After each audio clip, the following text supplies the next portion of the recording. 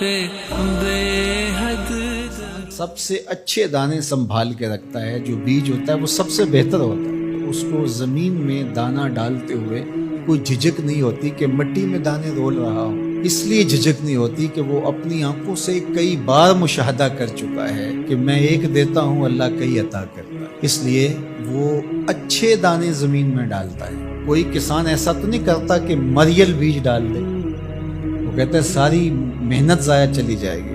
تو اسی طرح تم راہ خدا میں دو تو سب سے اچھا دو، یہ نہیں ہے کہ جو سب سے کمزور ہے وہ تم اللہ کی راہ میں دو۔ یہ ہم نے ایکسپورٹ کوالٹی نکال لی، باغ سے پھل توڑا، یہ ایکسپورٹ کوالٹی ہے، یہ دوستوں کے لیے تحائف تیار کر، یہ گھر والوں کے لیے، یہ ہم منڈی میں بھیج رہے ہیں، اور باقی جو آخر میں رہ گیا کمزور سڑا ہوا اس کا ڈھیر لگا دیا، یہ غربا کے لیے۔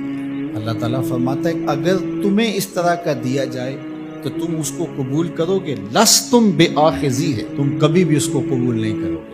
تو فرمایا اللہ بھی غنی ہے، اس کی راہ میں ردی کیوں دیتے ہو؟ اللہ کی راہ میں سب سے اچھا دو۔ یہ تو پکی بات ہے، جس نے اللہ کے گھر کی تعمیر کی، اللہ اس کے لیے جنت میں محل بنا دے۔ اور یہ لازمی نہیں ہے کہ کوئی بہت بڑی جامع مسجد بنائی، بلکہ تتر کے گھونسلے کے برابر بھی اگر کسی نے مسجد بنائی، تتر کا گھونسلہ پوری اینٹ کا بھی نہیں ہوتا، آدھی اینٹ کا ہوتا ہے۔ دوسرے لفظوں میں کہیں، جس نے کسی مسجد کی تعمیر میں آدھی اینٹ دی، اللہ اس کا محل بھی جنت میں بناتا ہے۔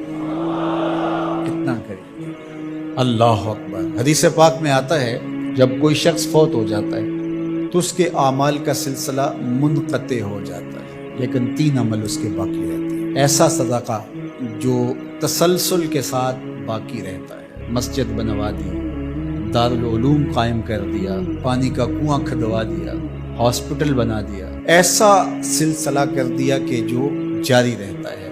دوسرا، او علم ينتفع بہ، یا ایسا علم جس سے لوگوں کو نفع پہنچے، ادارہ قائم کیا، لوگوں نے وہاں حفظ قرآن کیا، دین کا علم سیکھا، لوگوں کو فائدہ پہنچا۔ جب تک علم آگے بڑھتا رہے گا، جس نے انتظام و انصرام کیا، اللہ اس کے نامہ اعمال کے اندر اجر داخل فرماتا رہے۔ بلکہ اس کی تشریح میں دیکھ رہا تھا کہ صرف علم دین ہی نہیں، ہر وہ علم جو نافع ہو، اگر کسی نے کسی کو کوئی ہنر سکھا دیا اور اس کے ذریعے وہ حلال رزق کمانے لگا، اپنے بچوں کی ضرورت کو پورا کرنے لگا، جس نے ہنر سکھایا تھا اللہ اس کو بھی اجر عطا کرے گا۔ یہ جو بخل کرتے ہیں نا کہ کوئی ہنر سیکھنے آ جائے تو اس کو وہ 3-4 ماہ تک کاج کرنے پہ لگائے رکھتے، یہ ورک شاپوں میں جو کچھ ہوتا ہے وہ استاد اسے فن دیتا ہی نہیں، چھپا کے رکھتا ہے، 8 سال 7 سال کھجل کرتا ہے اس کو۔